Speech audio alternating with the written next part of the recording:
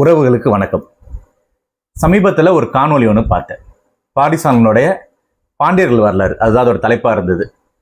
பாண்டியர்களை பற்றி பாரிசாலன் என்ன பேசியிருக்காரு, அதுதான் என்னோட ஆர்வமாக இருந்தது. அந்த காணொளி பார்த்தீங்கன்னா, அதுக்கு முன்பு வேறொரு வலையொலியை சேர்ந்த ஒரு நபர் சொன்ன கருத்துக்கு இவர் முரண்படுறாரு. அவங்க ரெண்டு பேருக்கும் உள்ள பிரச்சனை தான் அந்த காணொலியாக இருந்தது. அவருக்கும் அந்த நபருக்கும் என்ன பிரச்சனை, இதை பற்றிலாம் நான் ஆய்வு செய்யலை. பாண்டியர்களை பற்றி இவர் என்ன பேசியிருக்காரு அப்படின்றத என்னோட முக்கிய நோக்கமாக இருந்தது. அவர் சங்ககால மன்னர்களை பற்றி ஆய்வு செய்யறதுக்கு ஒரு சில வழிமுறைகள்லாம் சொல்றாரு. உண்மையிலே எனக்கே ஆச்சரியமா இருந்தது. ஏன்னா அவரோட பார்வை முழுக்க முழுக்க சரியா இருந்தது. ஏன்னா சங்ககால மன்னர்களை பற்றி ஆய்வு செய்யணும்னா இதுவரைக்கும் ஆய்வு செய்த ஆய்வாளர்களோட பார்வையிலிருந்து கொஞ்சம் விலகி பார்த்தாதான் சங்ககால மன்னர்களை பற்றி நமக்கு சரியா தெரியும். கிட்டத்தட்ட ஒரு 3 வருடங்களா நான் இந்த சங்ககால மன்னர்களை பற்றி ஆய்வு பண்ணிட்டு இருக்கேன். இதுவரையும் ஆய்வு பண்ண பெரும்பான்மையான ஆய்வாளர்கள் அந்த வரலாறுன்றது கொஞ்சம் முரண்படுது. அது மயிலை சீனி வெங்கடசாமியா இருக்கட்டும், சதாசிவ பண்டாரதா இருக்கட்டும், நீலகண்ட சாஸ்திரியா இருக்கட்டும், எவ்வளவு பெரிய ஆய்வாளர்களாக இருந்தாலும் ஏதோ ஒரு இடத்துல தவறு பண்ணியிருக்காங்க. அப்ப சங்ககால மன்னர்களை பத்தி நமக்கு தெரிஞ்சுக்கிறோம்னா அதுக்கு மூலச்சான்றா இருக்க சங்க இலக்கியங்களை தான் நம்ம படிக்கணுமே தவிர இந்த ஆய்வாளர்களோட நூலை வச்சு நம்ம ஒரு முழுமையான சங்ககால வரலாற்றை தெரிஞ்சுக்க முடியாது. இந்த அளவுக்கு பாரிசாலன் யோசிச்சு அதை பத்தி ஆய்வு செஞ்சது மிகப்பெரிய ஒரு விஷயமா தான் நான் பார்க்குறேன். அது பாராட்டுக்குரிய செய்தி தான். இவர் இந்த காணொலியில என்ன நிறுவ பார்க்குறாரு அப்படின்னா, சங்ககால மன்னர்கள்ல மூத்தவர் தலையாலங்கானத்து சிறுவன்ற பாண்டிய நெடுஞ்செழியன் தான்.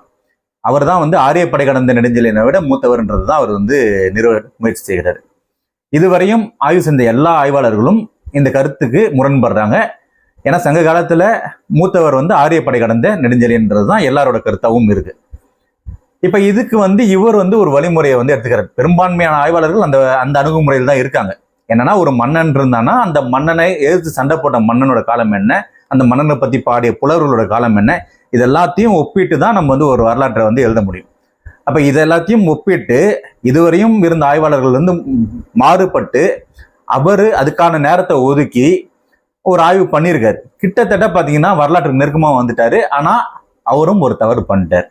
இப்ப அவர் செய்த அந்த தவறை பத்தி தான் நம்ம இங்க பேச போறோம். அவர் என்ன சொல்றாருன்னா, நான் முன்பே சொன்ன மாதிரி தலையாலங்கானத்து சிறுவன் பாண்டிய நெடுஞ்செழியன் ஆரியப்படை கடந்த பாண்டிய நெடுஞ்செழியன் மூத்தவன் அப்படின்றார். ஆனா உண்மை என்னன்னா இந்த 2 அரசர்களும் ஒரே ஒரு அரசர்கள் தான். இவங்க 2 பேரும் வேற வேற அரசர்கள் கிடையாது. ஏன்னா சங்க காலத்துல ஒரு அரசனை குறிக்கிறதுக்கு பல்வேறு அடைமொழிகள் இருந்திருக்கு. அது சங்க காலம் மட்டும் கிடையாது, காலங்காலமா இந்த நடைமுறை இருந்துகிட்டே தான் இருந்திருக்கு. அப்ப அடைமொழி மாறுதுன்றதுக்காகவே ஒரு அரசனை நம்ம இருவேறு அரசர்களா பார்க்கணும்ன்ற அவசியம் கிடையாது. அந்த அடைமொழி எதற்காக வந்தது, எந்த காலகட்டத்தை சேர்ந்த மன்னனுக்கு வந்தது, இதெல்லாம் ஒப்பிட்டு தான் நம்ம ஒரு முடிவுக்கு வரணும். இப்போ ஒரே மன்னனுக்கு பல்வேறு அடைமொழிகள் இருந்தது. இதுக்கு சான்றா நம்ம எதை பார்க்கலாம்னா, தலையாலங்கானத்து சிறுவன்ற பாண்டிய நெடுஞ்செழியனுக்கு பசும்பொன் பாண்டியன்னு ஒரு பேர் இருந்தது. இதை மயிலை சீனி வெங்கடசாமி அவர் சொல்றாரு. அந்த காணொலியில பாரிசாலன் சொல்லியிருப்பாரு. குருநாதன் அப்படின்ற ஒரு முனைவர் பட்டம் பெற்ற ஒரு பேராசிரியர் பத்தி அவரும் ஒத்துக்கிறாரு. அப்ப இதே மாதிரி பாத்தீங்கன்னா பல்வேறு மன்னர்களுக்கு பல்வேறு அடைமொழிகள் இருந்திருக்கு. கிள்ளி வளவன்ற ஒரு மன்னன் இருந்தான். அவனுக்கு குராப்பள்ளி துஞ்சிய கிள்ளி வளவன், குளமுற்று துஞ்சிய கிள்ளி வளவன்ட்டு 2 அடைமொழி இருந்தது.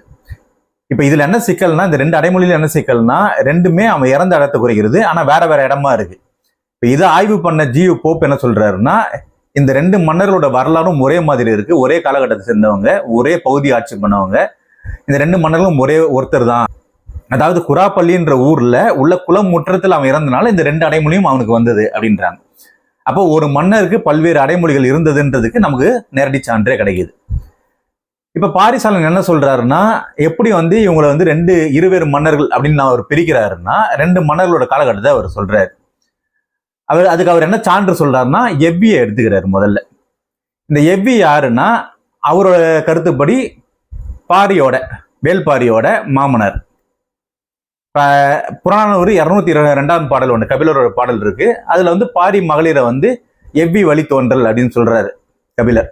அப்ப அதுபடி அவர் சொல்ற அந்த கான்செப்ட் ஒத்து போகுது. பாரியோட மாமனாரா இருக்கிறதுக்கு வாய்ப்பு இருக்கு எவ்வி. அப்ப எவ்வியும் பாரியும் சமகாலத்தவர். அப்ப எவ்வியோட மருமகனான பாரியின் சமகாலத்தான கபிலர், கபிலரோட சமகாலத்தான செல்வ கடுங்கோ வாலியாதன், அவரோட சமகாலத்தவரான நெடுஞ்செழியன், இவங்கெல்லாம் ஒரு காலகட்டம். இந்த எவ்விய போர்ல தோற்கடிச்சது நெடுஞ்செழியன், அதாவது தலையாலங்கானத்து சிறுவன்ற நெடுஞ்செழியன், அவர் ஒரு காலம். இப்ப இன்னொரு மன்னன் ஆரியப்படை கடந்த நெடுஞ்செழியன். இப்ப இவரோட காலம் பாத்தீங்கன்னா, இவரோட காலத்துல இருந்தது யாருன்னு பாத்தீங்கன்னா செங்குட்டுவன், சேரன் செங்குட்டுவன், செங்குட்டுவனோட தம்பி இளங்கோவடிகள். அப்புறம் பாத்தீங்கன்னா இந்த ஆரிய படை கடந்த பாண்டிய நெடுஞ்செழியனோட தளபதி பழையன்மாறன், இந்த பழையன்மாறன் எதிர்த்து சண்டை போட கிள்ளி வளவன், இவங்கெல்லாம் ஒரே காலகட்டம். அது இந்த நெடுஞ்செழியன்றது தந்தை, அந்த காலகட்டத்தை சேர்ந்தவன் தலையாலங்கானத்து சிறுவன் நெடுஞ்செழியன், செங்குட்டுவன்றது அவனோட பையன் நெடுஞ்செழியனோட பையன், அந்த காலகட்டத்தை சேர்ந்தது ஆரிய படை கடந்த பாண்டிய நெடுஞ்செழியன். இப்படி ஒரு கருத்தை அவர் சொல்றார். இப்ப இங்கதான் பெரிய சிக்கலே இருக்கு. இப்ப அவர் எந்த இடத்துலலாம் தப்பு பண்ணிருக்காருன்றது நம்ம பார்ப்போம்.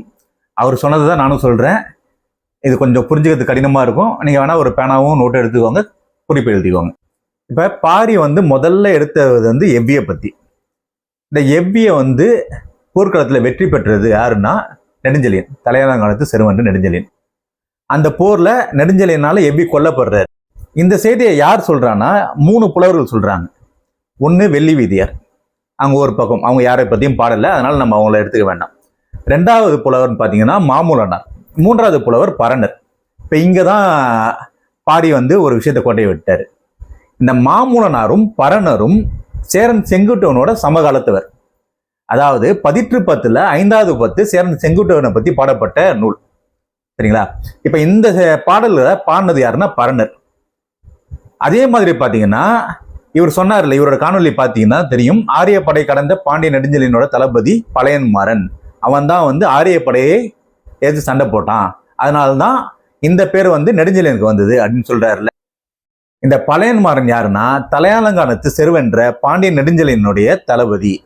இதை நான் சொல்லல, மதுரை காஞ்சியில மாங்குடி மருதனார் 772வது வரியில சொல்றார்.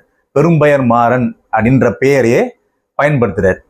அப்ப தலையாலங்கானத்து நெடுஞ்செழியனோட தளபதி தான் பழையன்மாறன். இந்த பழையன்மாறன் தான் ஆரிய படையை தோற்கடிச்சவன். இந்த பழையன்மாறனை எதிர்த்து சண்டை போடுறது யாருன்னா சேரன் செங்குட்டுவன். இப்ப இவங்க எல்லாம் ஒரே காலகட்டத்தை சேர்ந்தவங்க. எந்த இடத்துல அவர் தவறு பண்ணியிருக்காருன்னா 10 நெடுஞ்செழியனோட ஆட்சி காலம் 58 வருஷம் அப்படின்னு கூறப்பட்டிருக்கு. அதே மாதிரி பாத்தீங்கன்னா சேரன் செங்குட்டுவனோட ஆட்சி காலம் 55 ஆண்டுகள். இப்போ உடனே அவர் என்ன பண்ணிட்டாரு, அப்பாவோட ஆட்சி ஆண்டு 58, பையனோட ஆட்சி ஆண்டு 55, மொத்தம் 100 ஆண்டுகளை தாண்டி போகுது அப்படின்ற மாதிரி ஒரு கண்ணோட்டத்துக்கு வந்துட்டார். அது அப்படி கிடையாது. இப்போ எனக்கு 35 வயசு, எங்க அப்பாவுக்கு 62 வயசு. இப்போ எங்க அப்பா ஆட்சி காலம், அதாவது எங்க அப்பா உயிரோடு இருக்க வரைக்கும் ஆட்சி செய்வார். அவரு இன்னொரு 20 வருஷமோ இல்லை 10 வருஷமோ இருக்காரு. அதுக்கப்புறம் அவர் இறந்ததுக்கு அப்புறம் நான் ஆட்சிக்கு வரேன்னா, நான் அதுக்கப்புறம் 55 வருஷம் ஆட்சி செய்யறேன்னா 100 வயசு வரையுமா நான் வாழ்ந்தேன். இப்ப இந்த கணக்கே பாத்தீங்கன்னா கொஞ்சம் குழப்பம்.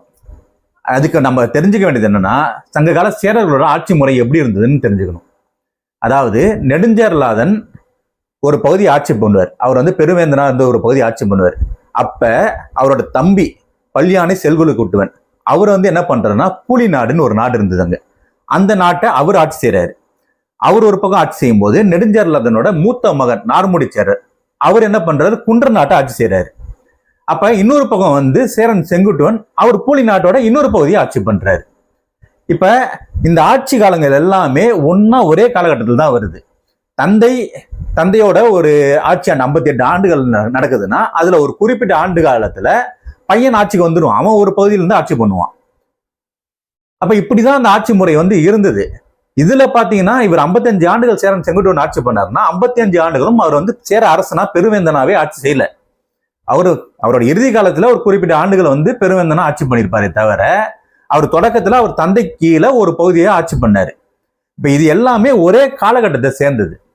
இதை இந்த மாதிரி ஒரு கண்ணோட்டத்தில் தான் பார்க்கணும். உடனே தந்தை மகன் 100 ஆண்டுகள்னு பிரிச்சு ஆரிய படை கடந்த பாண்டிய நெடுஞ்செழியன் வேற, தலையாலங்கானத்து சிறுவன்ற பாண்டிய நெடுஞ்செழியன் வேறலாம் நம்மளால பிரிக்க முடியாது. இவர் சொன்னதுல ஒரு செய்தி உறுதி. தலையாலங்கானத்து சிறுவன்ற பாண்டிய நெடுஞ்செழியன் தான் சங்க காலத்துல குறிப்பிடப்பட்டுள்ள பாண்டிய மன்னர்கள்லே மூத்த மன்னன். அவருக்கு முன்பு இருந்தது 2 மன்னர்களை பத்தி தான் குறிப்பு வருது. ஒன்னு பல்சாலை முதுகுடுமி பெருவழுதி, இன்னொன்னு வடிவம்பலன் நின்ற பாண்டிய நெடுஞ்செழியன். இந்த 2 மன்னர்களை பத்தி தான் குறிப்பு நமக்கு கிடைக்குது. இவங்களோட காலம் என்னன்னு நமக்கு தெரியல. ஆனா நெடுஞ்செழியனோட காலம் நமக்கு சரியா தெரியுது. இந்த நெடுஞ்செழியன் முதல்ல தன்னோட சிறு வயதுல வெற்றி பெற்றது தலையாலங்கானத்து போர். அதுல 7 மன்னர்கள் எடுத்து வெற்றி பெற்றனால அந்த பட்டம் பெற்றான். அவனோட வயது முதிர்ந்த காலத்துல வட இந்தியாவில இருந்து வந்த ஆரிய படைகளை எதிர்த்து சண்டை போட்டனால ஆரிய படை கடந்த பாண்டிய நெடுஞ்செழியன் என்ற பெயரை பெற்றான். இதுதான் வரலாறு. நீங்க இதுக்கு இன்னும் உங்களுக்கு சான்று வேணும்னா நம்ம அதை பத்தி விரிவா பேசலாம். சங்ககால மன்னர்கள் பற்றிய ஆய்வுல மற்ற ஆய்வாளர்கள்லாம் என்ன தப்பு பண்ணாங்களோ அதே தப்பதான் பாரியும் பண்ணிடுறாரு. அது என்ன தப்புனா, சிலப்பதிகாரத்தை ஒரு வரலாற்று நூலா எடுத்துக்கிட்டது தான். சிலப்பதிகாரம் ஒரு வரலாற்று நூல் கிடையாது, அது பிற்கால நூல். அதை பத்தி நம்ம பேசணும்னா நிறைய பேசலாம். சிலப்பதிகாரமே சங்க இலக்கியத்திலிருந்து பல்வேறு இடங்கள்ல முரண்படுது. சிலப்பதிகாரத்தை எழுதினது இளங்கோவடிகள் தான் அப்படின்றதுக்கும் நமக்கு சரியான சான்றுகள் கிடையாது.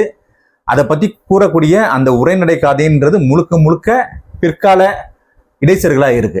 இதெல்லாம் ஆய்வு பண்ணி தான் நம்ம ஒரு முடிவுக்கு வரணும். சங்க காலத்தை பத்தி ஆய்வு பண்ணா வெறும் சங்க இலக்கியங்களை மட்டும் எடுத்து ஆய்வு பண்ணுங்க, சிலப்பதிகாரத்தை விடுங்க. இதை பத்தி உங்களுக்கு ஏதாவது முரண் இருந்ததுன்னா நீங்க கமெண்ட் பண்ணுங்க. நம்ம அடுத்தடுத்த காணொளிகளில் இன்னும் விரிவா பேசலாம். நன்றி, வணக்கம்.